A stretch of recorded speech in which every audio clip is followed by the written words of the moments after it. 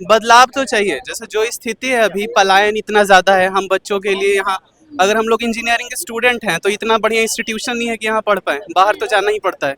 तो इन सब पे कोई सरकार बात नहीं कर रही है। अभी देखने में है कि एकमात्र पार्टी जो जन स्वराज है वो पलायन पे बात कर रही है।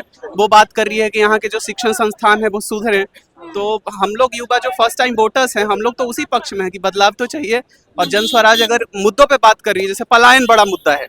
अब तक ये बिहार के लोग मानते थे कि हम लोग पूरे देश को चला रहे हैं, हमारे मजदूर पूरे देश को चला रहे हैं। तो ये गर्व की बात नहीं है कि हमारे मजदूर पूरे देश को चला रहे हैं।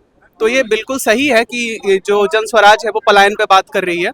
और हम लोग नए वोटर्स जो हैं बिल्कुल उसके समर्थन में कि शिक्षण संस्थाओं में सुधार हो, पलायन रुके, रोजगार आज के बारे में बात कर रहे हैं आप, तो फिर तेजस्वी यादव भी तो वही सब बात कर रहे हैं जो प्रशांत किशोर बात कर रहे हैं। तो तेजस्वी यादव पे भरोसा ना जताकर आप लोग जो है प्रशांत किशोर पर जता रहे हैं। मुझे आपका नहीं पता, आप लोग तो मीडिया से हैं।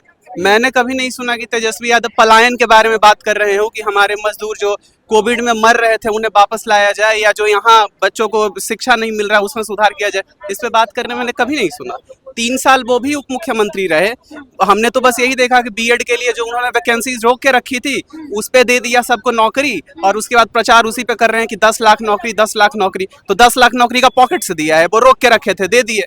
यही तो नेता आज के कर रहे हैं कि चुनाव के टाइम तक वैकेंसी रोक के रखते हैं। क्या पसंद क्या? जो जनसुराज पार्टी का बात करें तो अभी तो वो आए हुए हैं, तो कुछ देखने को मिलना नहीं है, फिर आप लोग बात कर रहे हैं। तो क्या देखने को मिलेगा? अभी तक वो सत्ता में आए हैं, तो अभी क्या दिखाएंगे? वो उनको मौका दिया जाए फिर सवाल करेंगे ना। बहुत लोग तो कहता है कि बीजेपी का बी टीम है। क्या जन स्वराज? हाँ। अभी तक देखिए, जन स्वराज जितना कुछ कह रही है उसने ये नहीं कहा, जैसे आप हाल ही में बीबीसी का इंटरव्यू वगैरह हमने देखा, तो उसमें वो ये नहीं कह रही कि हम त्रिशंकु सरकार बनाएंगे बीजेपी के साथ। वो बीजेपी के साथ गठबंधन की बात नहीं कर रही। वो बस ये कह रही है कि हमें पूर्ण समर्थन मिले और हम अकेले सरकार बनाएं, बिहार में बदलाव आए। देखिए